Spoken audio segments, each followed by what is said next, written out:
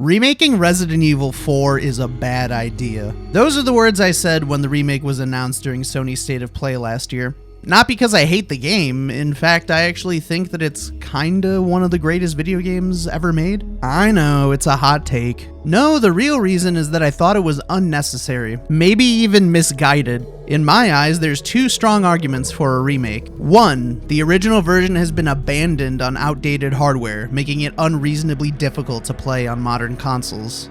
I know you can't see my face right now, but I'm currently staring at Konami like a disappointed parent who just caught his teenager sneaking out at 3 a.m. Man, I can't even emulate Metal Gear Solid 4 without my computer bursting into flames. Anyway, like I briefly touched on in my Dead Space video, which you should definitely go check out if you haven't already, game preservation is a serious problem in the era of digital only, and making it easier for people to play games is something that I will always support. I mean, come on, I don't want to have to scour through pages of eBay listings to buy an antique just so I can play Shaq Fu. But even taking all of that into account, this line of reasoning does not apply to Resident Evil 4. Everyone likes to meme on Bethesda and Rockstar and recently Naughty Dog for releasing their marquee titles what feels like every few months. But you can play Resident Evil 4 on over a dozen different platforms, including GameCube, Wii, Wii U, Switch, Xbox 360, Xbox One, Xbox Series S, Xbox Series X, PS2, PS3, PS4, PS5, PC, iOS, VR, ER, EOR, and whatever the fuck this thing is. It's easily one of the most ported releases of all time.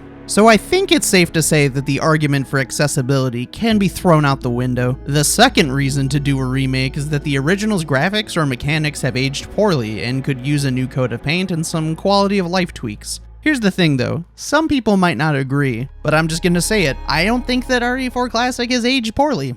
In fact, I think it's aged beautifully, actually.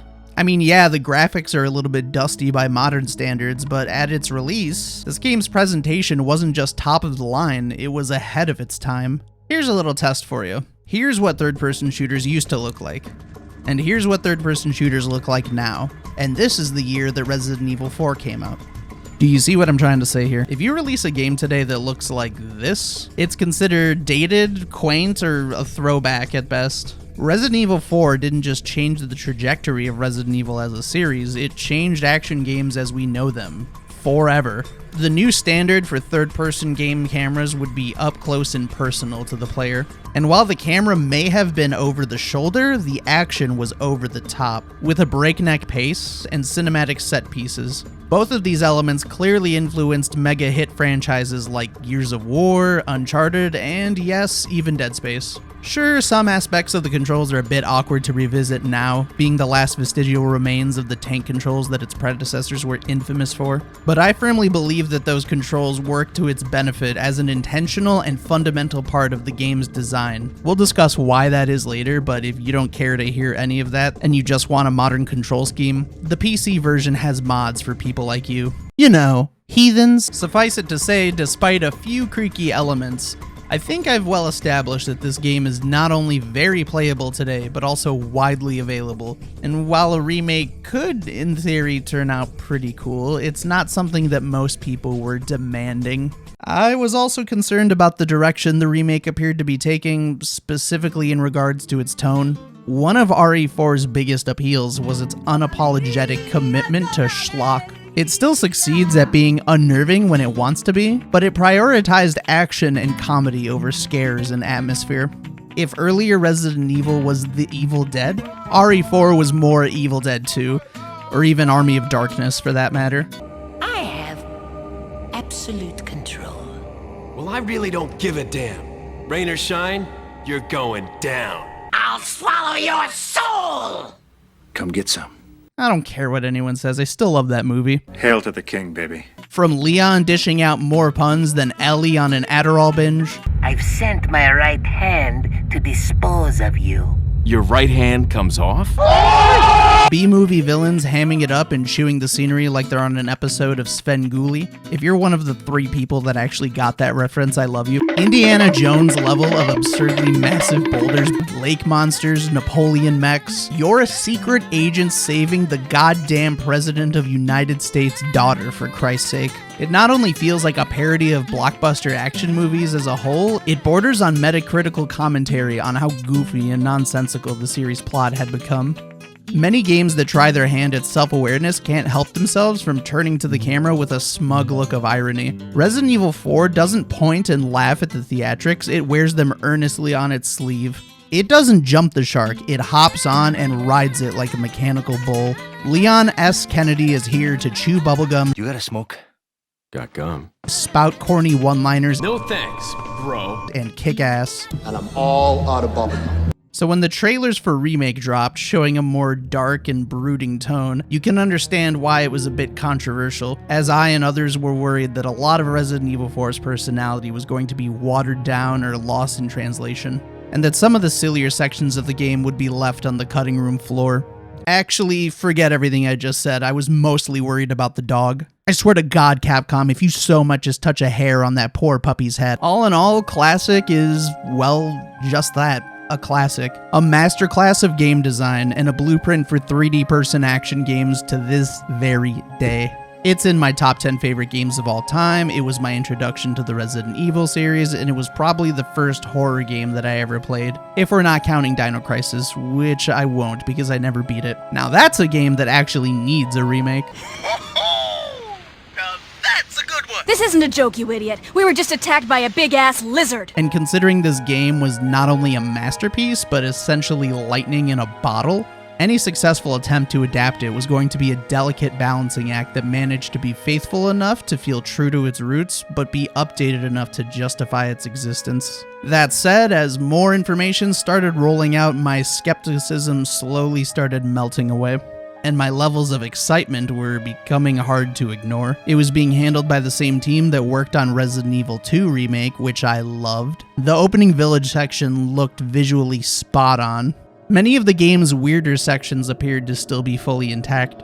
And by the time I actually got my hands on the demo and heard that iconic cheesy line, Where's everyone going?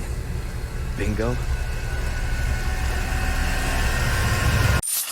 What are you buying? One Resident Evil 4 remake, please. so I bought the game, and I've played the game. Did Capcom do what I considered impossible and recapture the magic of their magnum opus? Does Resident Evil 4 Remake replace Classic as the definitive experience? Or was it always destined to be eclipsed by its namesake's looming shadow? Disclaimer, I will be spoiling Resident Evil 4 as well as Resident Evil 4 Remake throughout this entire video. For simplicity's sake, I'll be referring to them as Classic and Remake respectively from here on out. Let's get down to business, shall we?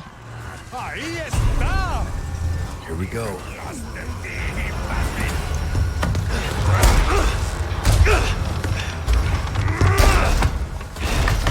I mentioned earlier that Classic may have been a horror game in spirit, but was an action game in practice. Gone were the isolated locations with cramped passages and sparse ammo distribution.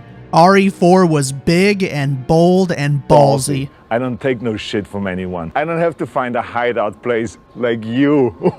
But just because Classic moved the series away from the survival horror roots that it helped pioneer does not mean that it was any less adept at getting your blood pumping. What Classic lacked in suspense, it made up for with brute force intensity.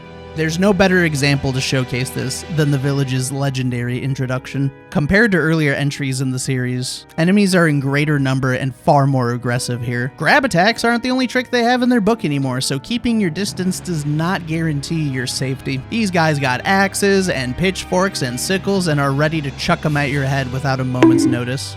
They even have ranged ordnances like crossbows and dynamite. And you can't just run through a door to load the next area and stop them from following you anymore. Nope, they'll just break that door down, follow you up ladders, or even burst through the windows to get a swipe at you.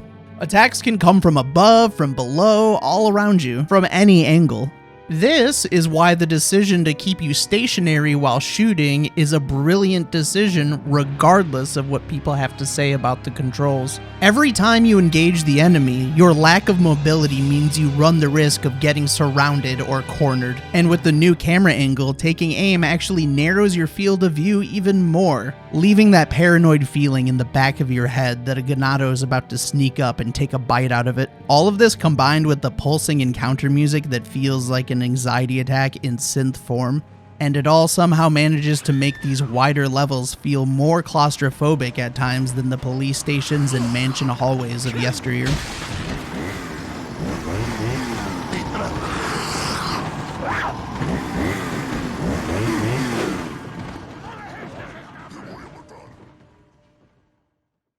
So, for comparison, let's check out how this intro was handled in the remake. Considering that Remake has ditched the tank controls in favor of more freedom of movement found in modern shooters, how did Capcom do at keeping the action high octane while keeping the tension high?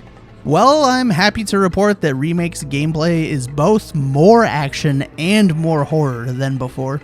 Sure, Leon might be a lot more nimble than he used to be, but his enemies have also received a shot in the arm. These Ganados are even faster, smarter, and more intimidating than ever before. They excel at flanking you from multiple angles. I had to make sure I was constantly changing positions and looping the horde if I didn't want to get cornered. Enemies can even work together now, grabbing you from behind and holding you in place till one of their buddies can ram a pitchfork through your guts. They're also far more beefy, no longer staggering after just one headshot.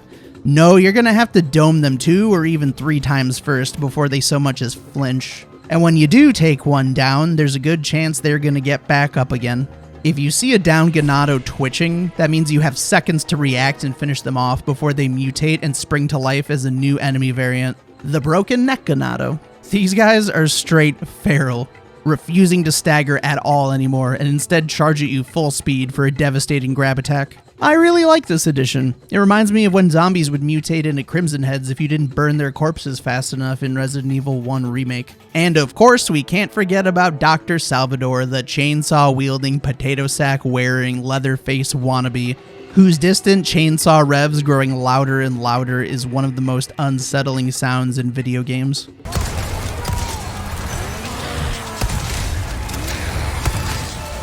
Fortunately, Capcom's given us a tool to make all of this madness a bit more manageable. A knife. Wait, Reed. You know that every Resident Evil game has a knife, right? Yeah, obviously. I played Resident Evil and video games and stuff. But listen, this time, a remake takes knives to the next level. When I first saw this in trailers, I assumed it would just wind up being a very situational get-out-of-jail-free card for Chainsaw Man encounters. But boy, oh boy, was I wrong. This knife isn't just a defensive item or a tool to break boxes anymore. Capcom has added a fully fledged parry mechanic. Remember how in Classic you could shoot a weapon out of an enemy's hands or even the air? Sure, you can still do that now, but you can also just parry it. Arrows? Parry it. Bare fists? Sure, parry it. It'll cut their arms off because this game is metal as fuck. Honestly, the vast majority of melee attacks and range attacks can be parried, including some that you wouldn't expect. And if you're sneaky enough, you can use your knife to get stealth kills on stragglers to thin the herd out a bit before you engage the rest of the mob. Now, if you would have told me that a parry system and stealth elements would make for a natural fit in Resident Evil 4, I'd have asked you to hook me up with your green herb dealer. But honestly, the more I think about it, it makes total sense. Classic, for better and for worse, mostly worse, featured and popularized QuickTime events, and while they did allow for some cool cinematic moments, not knowing what button prompts would appear would often lead to a misinput, and having to redo the whole last segment all over again. And seriously, what is a parry button but a more streamlined evolution of a QuickTime event? You wait for the telegraph, you push a button, and the cool thing happens. Except now you're never taken out of the action with a mini cutscene, and it's always the same button, so if you miss it, it's not RNG, it's a skill issue. There's even a window where if the parry is perfectly timed, you can stagger enemies, leaving them open for a quick melee follow-up. I can't do this justice enough, but being in the middle of a firefight, seeing an enemy winding up an attack, only to brush it off in a flash of sparks at the last second is just, it's mwah, delicioso. The Sekiro fan in me is eating good right now. It would almost be too powerful if it wasn't for the fact it can only save your skin a few times before breaking. Fortunately, your knife can be repaired and even upgraded. This, along with a few other decisions I won't spoil, make the knife system in Resident Evil 4 Remake the greatest addition to its combat loop. And I think it's going to be hard to avoid reflexively hitting the parry button during future classic playthroughs.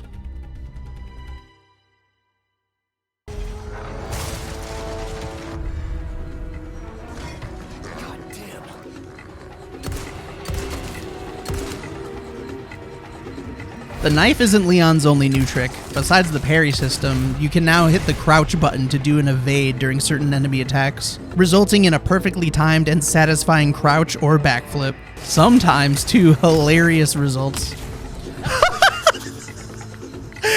Ashley just got clotheslined so hard. Of course, Leon can still dish out a plate of whoop ass, so roundhouse kicks and suplexes are still on the menu.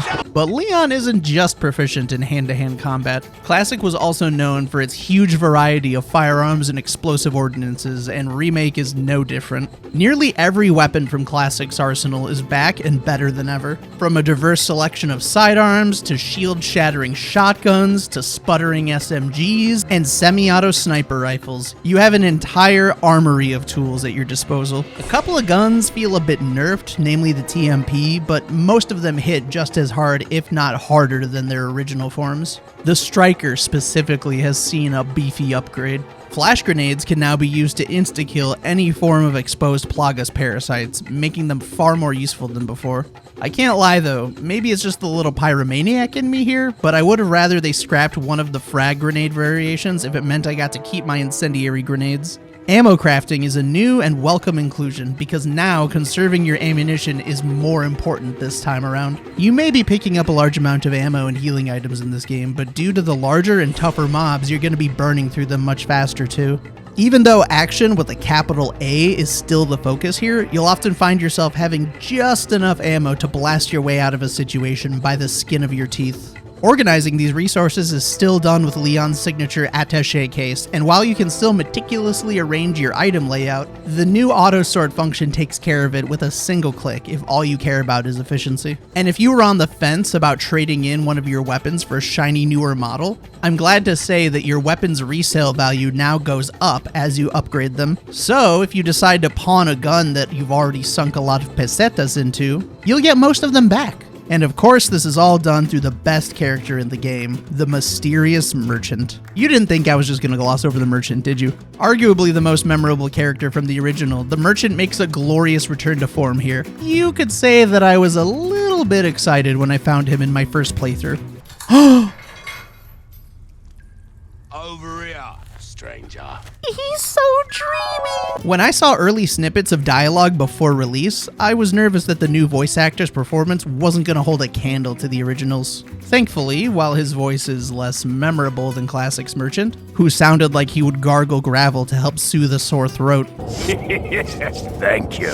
the Remake Merchant's delivery is much more dynamic, and new lines of dialogue help his performance feel a bit more fun and interesting. Oh, you cut through the crowd with that right there. Wish your enemies sweet dreams from afar, with a bullet straight through their heads. Ooh, what you buying? Ah, that there's a real boomstick, mate. This is my boomstick! He'll even warn you if you're approaching a point of no return so that you have a chance to wrap up any unfinished business, specifically incomplete requests or any missing treasures. Now, I mentioned earlier that Classic broke from the series' tradition of key hunting and backtracking and was mostly a linear affair.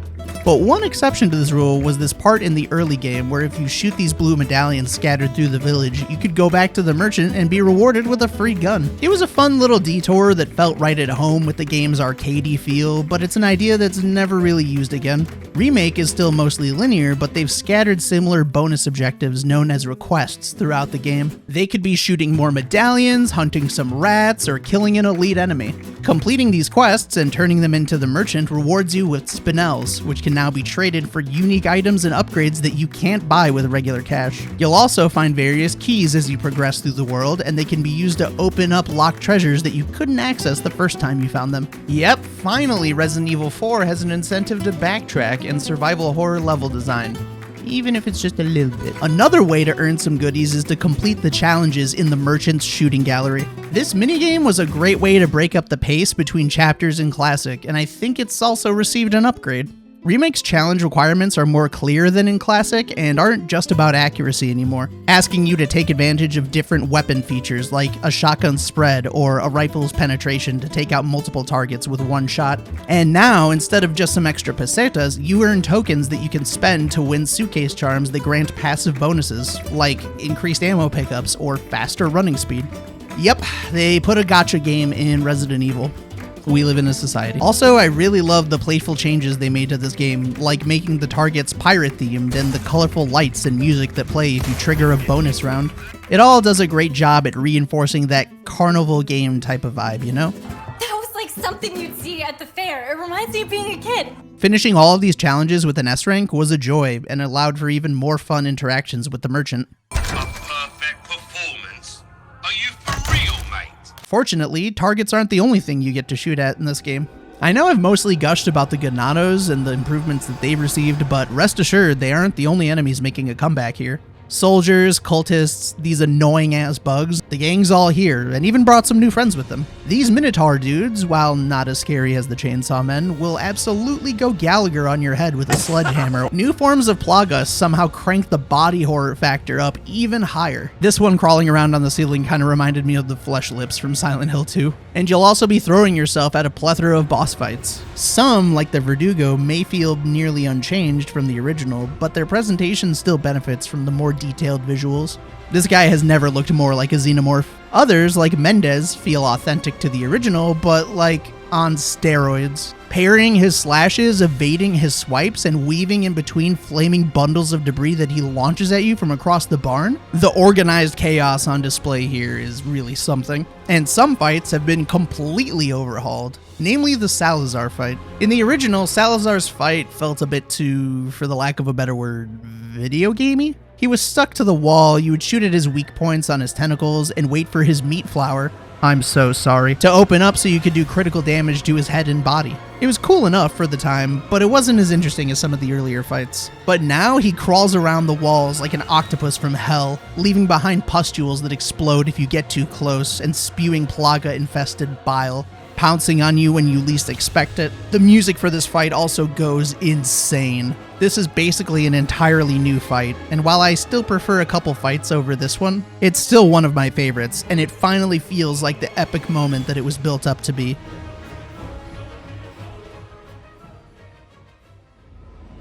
Ashley, where are you?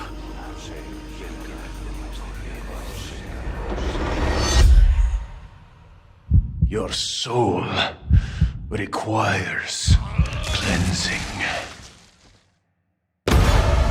Remake's approach to tone is clearly demonstrated in its world and its characters. It's going for a grimier, darker vibe, literally and figuratively. As far as the environments go, everything from the rustic village to the gothic castle to the industrial island have been recreated with great attention to detail, but they've also been tailored to fit a more horror aesthetic. Part of the reason that Classic wasn't very scary in the traditional sense is that it was so evenly lit. The sections that took place at sundown looked more like a cloudy afternoon. And seriously, can somebody tell me where all this light in the castle is coming from? Am I supposed to be creeped out? Why does everything look like we're shooting a soap opera? Compare these visuals to the remake, and you can really see the contrast. Pun intended, this tangerine sunburned sky at dusk. The night scenes actually looking like they take place at night. The choice to cast these areas in shadow with fire and candles and the moon being the only source of soft, organic, natural light. It adds so much creepy ambiance to these locations, particularly the castle. Also, the rain doesn't look like milk anymore, so that's cool.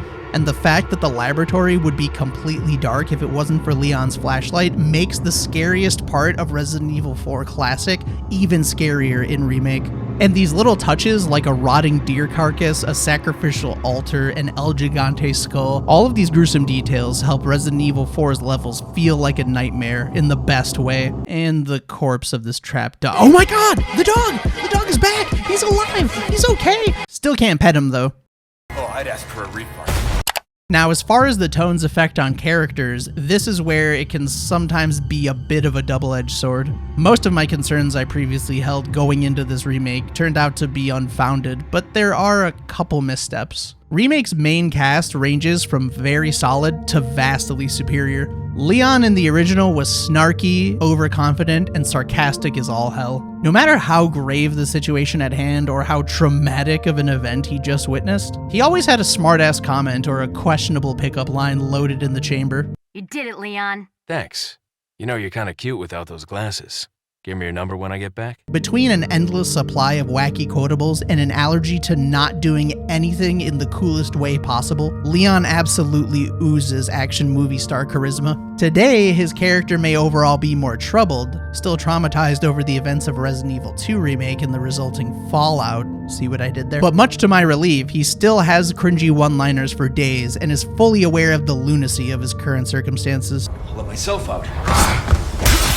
Guess your tap dancing days are over. Nighty-night. Nights.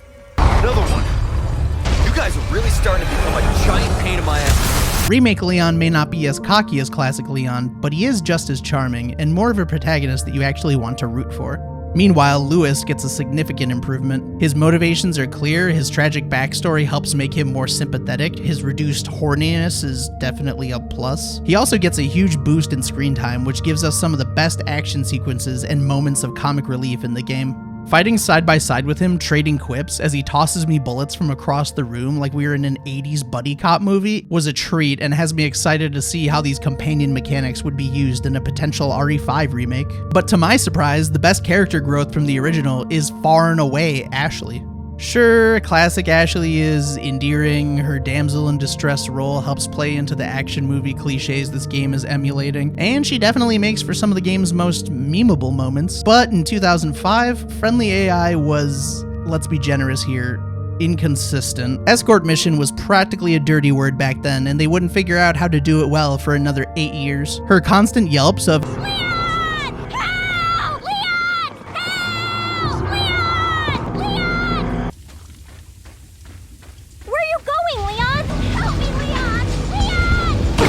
her tendency to wind up in the line of fire and needing to be healed manually using my limited health items was annoying and would lead me to hiding her in a dumpster as much as possible. Even though she and Leon have some cute moments, she mostly feels like she was there as a plot device and as fan service. Remakes Ashley, though, leaps and bounds better. Barring a few places, you might not be able to stuff her in a locker anymore, but you do have the option of telling her to stay at your side or hang back and let you take the lead. She also no longer has a health bar and therefore requires no healing, but she can be downed by enemies if she takes too much damage. But the best praise that I can give Ashley is that she now feels like a fully fleshed out character with real dimension. Her and Leon's dynamic is nothing short of adorable, and it feels like they form a genuine bond over the course of the story.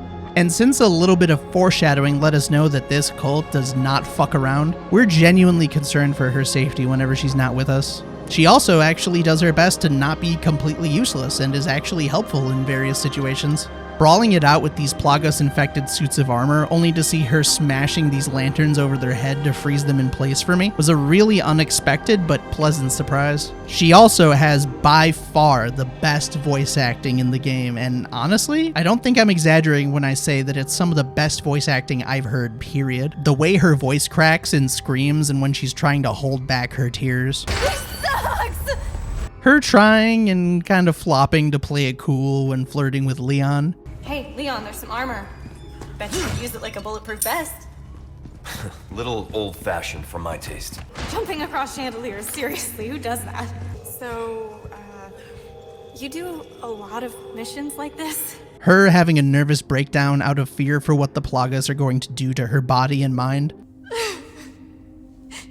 I'm so scared. When that happened, I wasn't myself anymore. It's all so well done. In contrast with the original, where I dreaded every time that Ashley wound up coming back into the picture, I actually found myself missing Ashley whenever she wasn't around in the remake. I wish I could say the same for Ada, though. To be clear, I don't hate her performance like some people do. It's not atrocious or anything. It just feels kind of flat. Leon S. Kennedy. Don't think too hard, handsome. And even the recording quality sounds cheap, almost like a voicemail or something. Oh, Leon. You know I don't work in town. But while we're on the subject, leave Lily Gao alone. If you harass a VA because you don't like their acting, you're a piece of shit. You know you were always an asshole. Most of the villains also receive more depth and time to shine thanks to the tonal change. Mendez, Krauser, and Salazar's VAs all did a fantastic job, and their backstories make them much more compelling as villains. But I do wish some of the goofier elements of Salazar's original performance were still here. The codec calls between him and Leon are some of the funniest moments in Classic and are sorely missed. Oh yeah, that reminds me, where's his hat? The mech has a Napoleon hat. Doesn't this imply that Salazar would also have a Napoleon hat? I don't hear a lot of people talking about this one, but I do think that Sadler's VA performance was a bit of a letdown as well. His visual design is better, but you could tell that the original voice actor was having a blast when recording his performance, hamming it up like a Saturday morning cartoon supervillain. My name is Osmond Sadler, the master of this fine religious community. No offense to the VA, it probably speaks more to the direction that he received than his actual skills, but he feels boring and generic compared to the original. Welcome, my children. I am Osmond Sadler, the speaker for our Lord. Tell someone who gives a shit.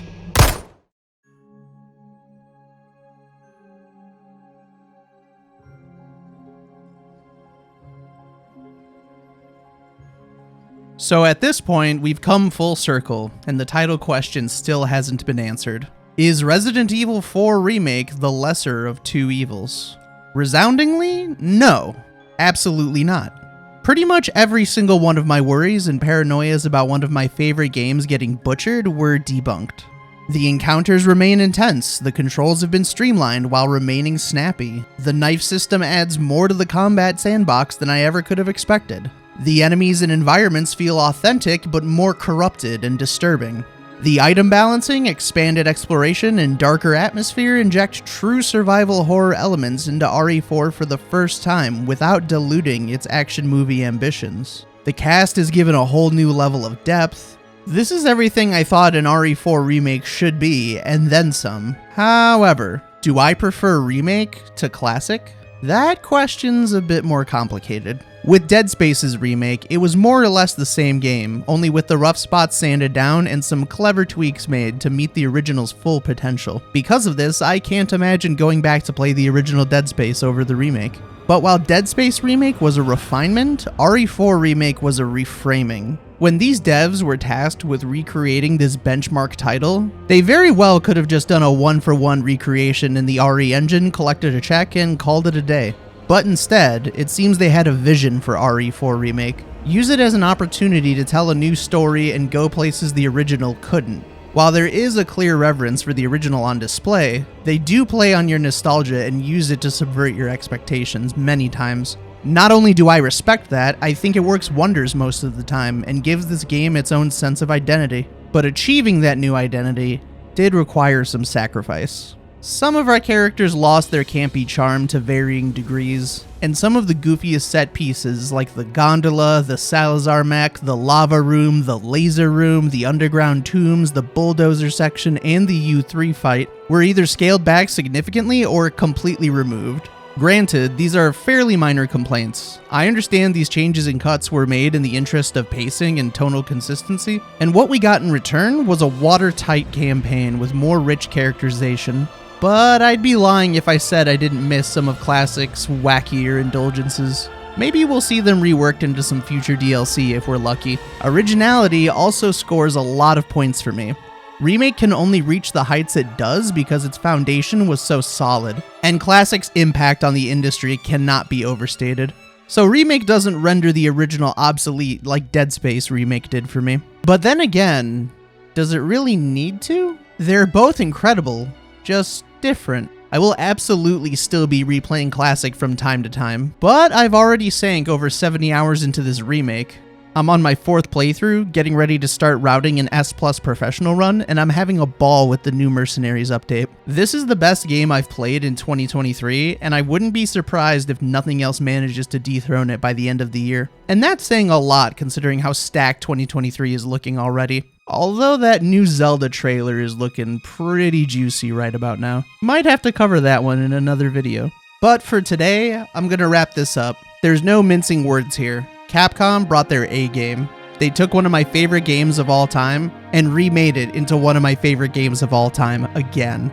Between this remake, the Dead Space remake, and maybe even the Silent Hill 2 remake if we get that this year, I think that 2023 will go down in gaming history as an incredible year for horror.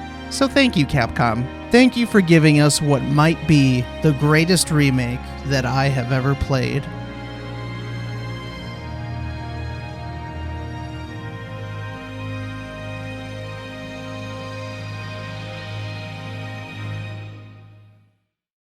But why didn't you let me pet the dog, though?